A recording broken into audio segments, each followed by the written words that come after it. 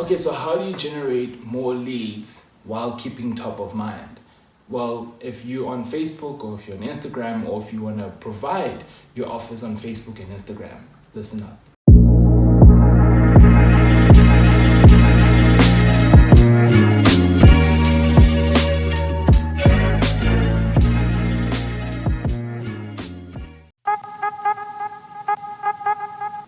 YouTube, welcome to my channel. My name is Mr. W, and if you're a broker, if you're an agent and you've got two goals in mind, okay, if you want to generate more leads and if you want to close more deals, then click on the subscribe button below and clicking on the notification bell just so that you're notified each and every single time that I upload, as well as clicking on the like button if you get a lot of value from this video. And without all the chit chat, let's get straight to the video.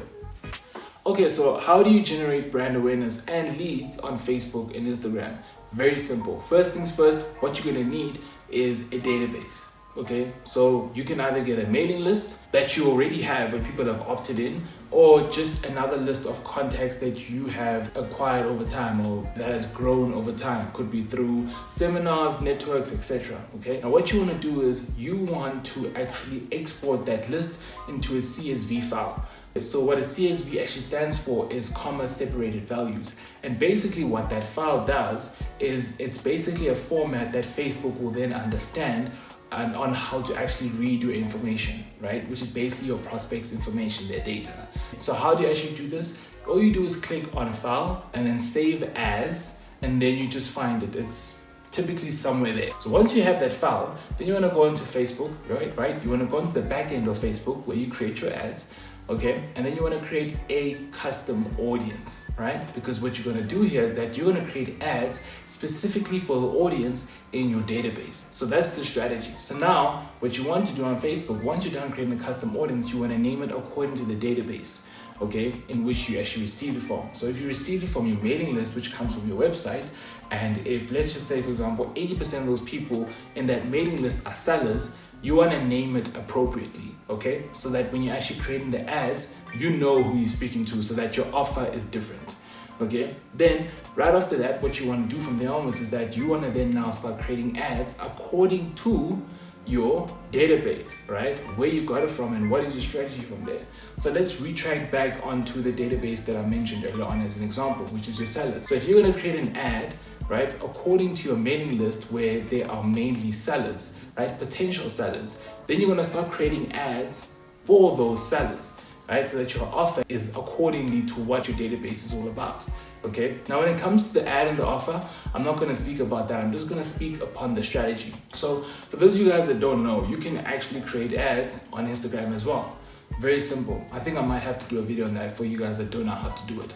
But for those who are, quite efficient with Facebook advertising, you are aware of that. You can just put a placement on it and you can figure out whether you want to do a story feed or you want to do a news feed. It's entirely up to you. Now, what you want to do when it comes to the ad is you want to ensure that you actually either create a brand awareness ad or you can actually create a lead or conversion ad. So the strategy in which I'm going to show you right now is you want to focus more on brand awareness, and the reason why I say that is because you want to create omnipresence, okay? Because this strategy here is to create omnipresence. You want to get and be top of mind for any seller or any potential seller that's looking for someone like you. And the only way you can do that, right, is to get in front of their face, right? For them to understand who you are, what are your values, and what do you bring to the table. Because again, what you need to figure out is what are the biggest objections that potential sellers have, okay? And then maybe in that video ad that you create, all you do is really just answering all those objections so that they can become more warmer to you. Now, look at it this way, okay? You're not actually outreaching them. You're not actually going out to them and physically inboxing them or writing on their wall or sending them an email. Whenever they're on their phones and they're on Facebook or they're on Instagram, they're gonna see your ad. So now that's gonna put you in a position of authority because, hey, I actually opted into this person's email list and boom, I see your ads everywhere. I see your ads on Facebook, I see your ads when I'm on Instagram. Like, all I see is your face, okay? And maybe for the first 2 or 3 times, they might just scroll past you, but I guarantee you, there's gonna be a time where they're actually gonna watch your video and listen. And when they listen, they're already gonna view you as an authority because you've already served enough impressions in their head to see you as one.